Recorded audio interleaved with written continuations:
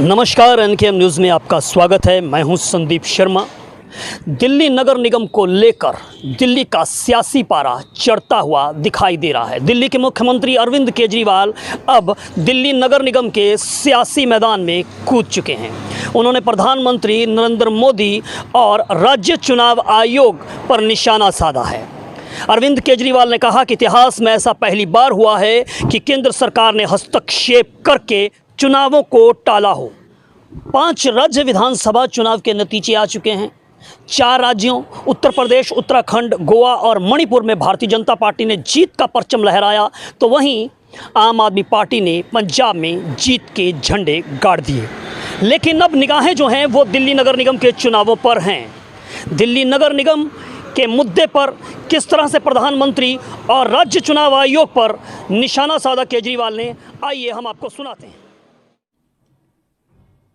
9 तारीख को जो दिल्ली चुनाव आयोग है, स्टेट इलेक्शन कमीशन है दिल्ली का, उन्होंने सुबह सुबह एक प्रेस इनविटेशन भेजा कि आज शाम को 5 बजे चुनाव आयोग एमसीडी के चुनावों की तारीख का ऐलान करेगा, डेट्स ऐलान करेगा, किस तारीख को नॉमिनेशन होगा, किस तारीख को विड्रॉ किया जा सकता है, चुनाव किस तारीख को होंगे। शाम को 5 बजे चुनावों का ऐलान होना था, तारीखों का ऐलान होना था। 4 बजे, उसके 1 घंटा पहले, केंद्र सरकार ने चुनाव आयोग को चिट्ठी लिखी कि हम दिल्ली के तीनों नगर निगमों को एक साथ एक नगर निगम बनाने जा रहे हैं, इसलिए आप ये चुनाव टाल दीजिए। 5 बजे चुनाव आयोग ने चुनावों केंद्र सरकार के कहे के मुताबिक चुनाव टालने का ऐलान कर दिया। शायद भारत के इतिहास में पिछले 75 साल में आज़ादी के बाद से पहली बार ऐसा हुआ होगा कि केंद्र सरकार ने सीधे किसी राज्य के चुनाव आयोग को चिट्ठी लिख के चुनाव टालने के लिए कहा है। लोगों के अंदर बातचीत चल रही है कि 2-3 बातें चल रही हैं। 7 साल से 8 साल से केंद्र में भारतीय जनता पार्टी की सरकार है। 8 साल, अगर इनको तीनों एमसीडीज को एक साथ करना था, इकट्ठा करना था, 8 साल में इन्होंने क्यों नहीं किया? चुनाव की तारीखें ऐलान करने के 1 घंटा पहले इनको अचानक याद आई कि अब हमें तीनों एमसीडी को इकट्ठा करना है, इसलिए चुनाव टाल दिए जाएं। तो लोग कह रहे हैं कि एमसीडी को इकट्ठा करना, एक करना तो बहाना है, मकसद चुनाव टालने का था। क्योंकि बीजेपी को लग रहा था कि दिल्ली में अगर चुनाव होंगे तो आम आदमी पार्टी की ज़बरदस्त लहर है, बीजेपी उस लहर में बह जाएगी और बीजेपी हार जाएगी, इसलिए चुनाव टालने के मंशा से ये किया गया। दूसरा, ये भी लोग कह रहे हैं कि चुनावों का तीनों नगर निगम एक साथ करने से क्या लेना देना है। आज 3 नगर निगम हैं दिल्ली में, 272 वार्ड हैं, कुछ इसमें कुछ इसमें कुछ इसमें।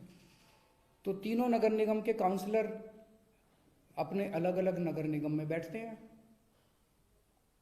चुनाव हो जाने दीजिए, अगर तीनों को इकट्ठा भी कर दोगे आप तो वो एक जगह बैठने लग जाएंगे। दोबारा चुनाव कराने की क्या जरूरत है? अभी चुनाव रोकने की क्या जरूरत है? चुनाव टालने की क्या जरूरत है? चुनाव करवाओ, नए काउंसलर आएंगे और नए काउंसलर जो भी आएंगे वो जब तक तीनों नगर निगम है तीनों में बैठ जाएंगे, एक नगर निगम होगा वो एक साथ आके बैठ जाएंगे।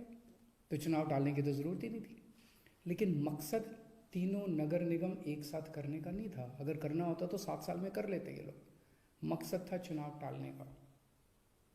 ये देश के लिए अच्छा नहीं है, दोनों चीज़ें अच्छी नहीं हैं।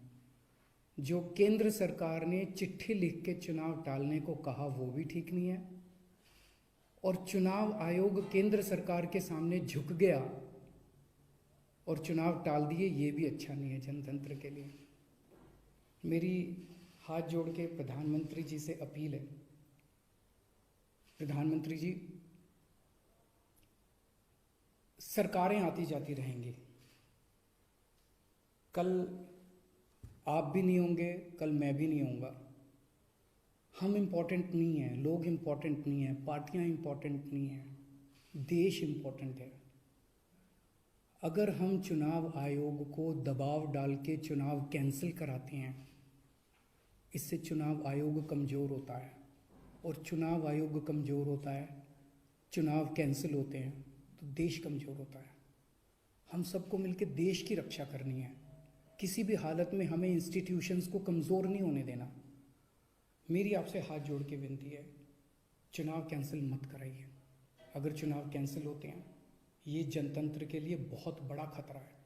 आज ये कहा जा रहा है कि हम तीनों एमसीडी एक करना चाहते हैं, इसीलिए चुनाव टाल दीजिए। कल को मान लो लोकसभा का चुनाव है, उसके पहले अगर कहा जाएगा कि ये पार्लियामेंट्री सिस्टम अच्छा नहीं है, हम प्रेसिडेंशियल सिस्टम लाना चाहते हैं, संविधान में बदलाव करना चाहते हैं, इसलिए चुनाव टाल दीजिए, तो क्या चुनाव टाले जाएंगे? मान लो कल को कोई स्टेट असेंबली का चुनाव है, ये कहा जाएगा कि हम 2 राज्यों को इकट्ठा करना चाहते हैं, इसीलिए चुनाव टाल दीजिए, तो क्या चुनाव टाल दिए जाएंगे? क्या जनतंत्र के अंदर चुनाव ऐसे टाले जा सकते हैं? ये बहुत बड़ा प्रश्न है। मैं प्रधानमंत्री जी से यही निवेदन करना चाहूँगा, कल केजरीवाल भी नहीं रहेगा, कल मोदी जी भी नहीं रहेंगे, ये देश रहेगा। इस देश को अपने को कमज़ोर नहीं करना। मुझे नहीं पता कि राज्य के हमारे जो स्टेट इलेक्शन कमिश्नर हैं उन पे ऐसा क्या प्रेशर डाला गया, उनको क्या धमकी दी गई, इनकम टैक्स की, ईडी की, सीबीआई की कोई धमकी दी गई, या वो अभी अप्रैल में रिटायर हो रहे हैं तो उनको पोस्ट रिटायरमेंट कोई लालच दिया गया, मुझे नहीं पता क्या दिया गया, लेकिन वो तुरंत 1 घंटे के अंदर चुनाव टालने को तैयार हो गए। ऐसे संस्थाएं कैसे चलेंगी? और मैं हमारे स्टेट इलेक्शन कमिश्नर से भी कहना चाहूँगा कि सर, अगर आप ऐसे चुनाव टाल देंगे, ये तो जनतंत्र ही नहीं बचेगा। हम लोगों ने आज़ादी किस लिए पाई थी? इस देश ने आज़ादी किस लिए पाई थी? जनता का राज है, जनतंत्र है इस देश के अंदर। आप ऐसे चुनाव टाल देंगे तो जनतंत्र ही नहीं बचेगा। मुझे नहीं पता आपके ऊपर क्या प्रेशर डाला जा रहा है, मुझे नहीं पता आपको क्या धमकी दी जा रही है या क्या लालच दिया जा रहा है, लेकिन सर, जो भी आपको धमकी दी जा रही है, जो भी आपको लालच दिया जा रहा है, बाहर आके बता दीजिए देश को, सारी जनता को बता दीजिए। देश आपके साथ खड़ा होगा, पूरा देश आपका साथ देगा। पर झुकिए मत सर, किसी के सामने मत झुकिए। देश की बात है, जनतंत्र की बात है।